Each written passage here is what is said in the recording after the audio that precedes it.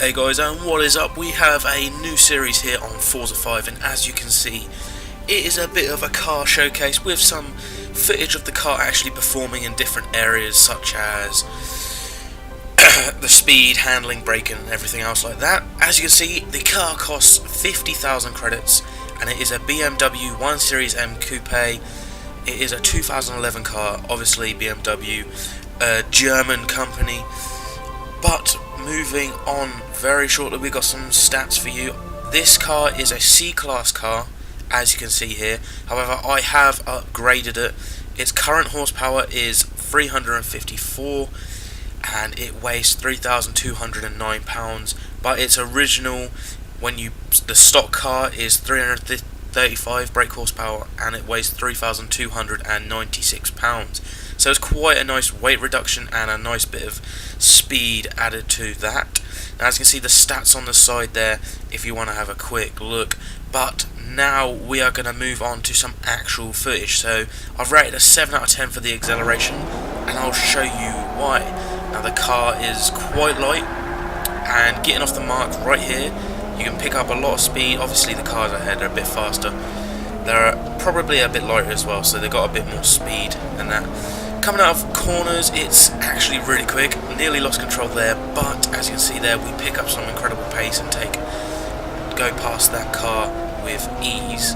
And again, coming out of corners, it's pretty damn nice to drive. It's a custom colour which you can choose on any car, and that is the nice shiny gold, very shiny. And other than that, I've given it black rims, and that's pretty much it. It's not really a style I download or anything like that. But coming out of corners, you can pick up a nice amount of speed. From the start line, you get a nice little boost right at the beginning, and that pretty much covers acceleration. Obviously, I'm going to show you a couple more clips on it, just to give you some idea of how quick the car is from the get-go, from a stop position and coming out of corners as well. Obviously that is important, especially when you're racing. Now, I'm no expert on cars, obviously you probably can tell already, but I know some, a little bit, the stuff that is required in a man's life, the standards. And I know a good car from a shit car, but apart from that, I'm no expert. But this is pretty much a car showcase, showing you all of my cars in my garage and giving you a bit of a review and a rating. I've even got a nice little leaderboard at the end of this video to show you guys, and once we get the series up and running, get a few more cars out and showcased, then they're going to build up a leaderboard, hence the sort of rating system on acceleration 7 out of 10. I thought that was quite fair to give. On a C-Class car, you get value for money. It's 50,000 credits, and I've spent I think about 5,000 credits on 2 upgrades, which was a weight reduction and the acceleration, I do believe.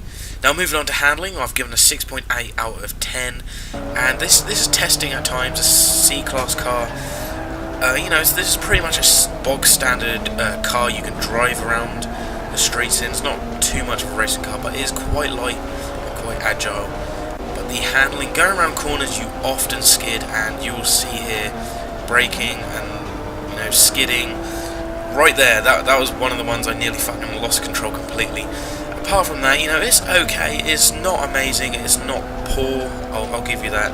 I mean, I could be a bit more harsh on the rating of the handling and put it as like a 5 or something. But I thought for a C-Class car for 50,000 credits, you're getting very nice handling indeed. Very smooth rides. You can drift around corners as long as you keep an eye on the skidding on the car. You don't overdo it and drift out and spin out.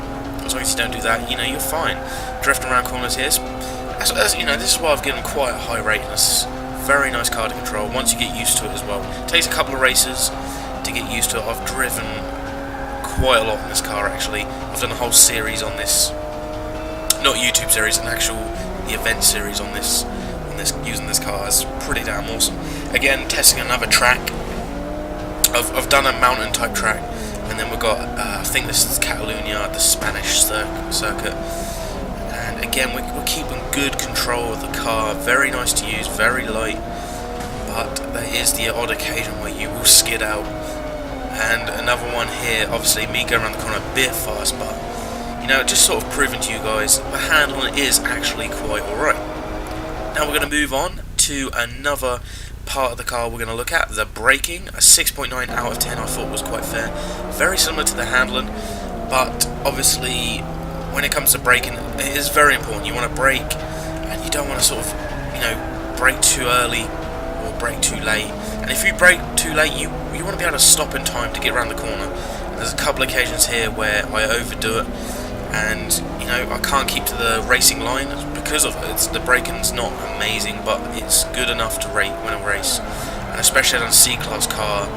You know, I did expect better, I must admit, as quite a light car comparing to all the other cars in this sort of class and shape and size. It's quite light, so comparing that, you know, I was a bit disappointed. But as you can see here, I'm slamming the brakes on and you're still going. You have to brake quite early to get around the corners and follow the racing line, which is a bit of a bummer, but apart from that, it's, you know, overall the braking is pretty damn good. Now moving on to our final part of the car, and that is speed. An 8.1 out of 10 for a C-Class car that costs 50,000 credits.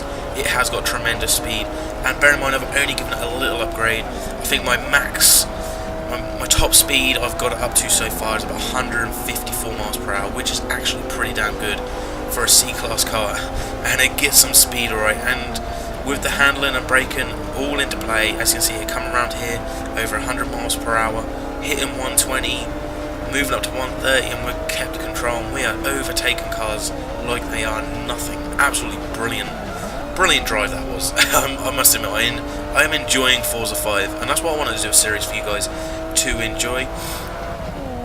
So overall, coming out of corners with the acceleration, building the speed up, it is very, very quick. Being a light car, and with that little upgrade, it's still in the C-Class category, so it's not really gone up by much, but it is very quick, and it's a very nice car for such little credits.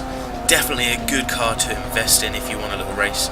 And I think this is one of the first cars you get. This might be actually one of the free cars you get. I'm not 100% certain, but it doesn't cost much at all, and it is a worthy winner.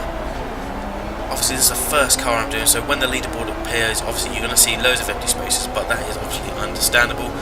Getting all the graphics ready, I thought I'd do that, and you know, I hope you guys have enjoyed this episode. We are coming to the end, but I am going to continue with these style videos coming out soon. I'm going to try and get at least one a week out. I know it sounds, you know, one a week, but I have got to focus on the career modes, which are absolutely doing fantastic on FIFA 14. They're doing very well, so I've got to focus on them as well as the other videos. But I do hope you have enjoyed this, showing off my car, which has had a very little tweak, costs very little, very quick, good handling, average braking. I should actually say average handling and average braking, and a good acceleration for such a low class car. So I've given it a total overall of 7.2 out of 10. Now obviously cars, they're getting rated by what they're worth and how, you know, how much, you know, value you get for money when you're purchasing the car. You're spending a lot of credits. If you want to upgrade it, you know, good, you can probably get this car to an S class easily and have it hitting, you know, nearly 200 miles per hour with ease. But this is actually the end of the video. This is the first car on the leaderboard, so I can't really compare it to too much, and that will soon change. I hope you've enjoyed this. Make sure you like, comment, and subscribe. Until then guys, take care.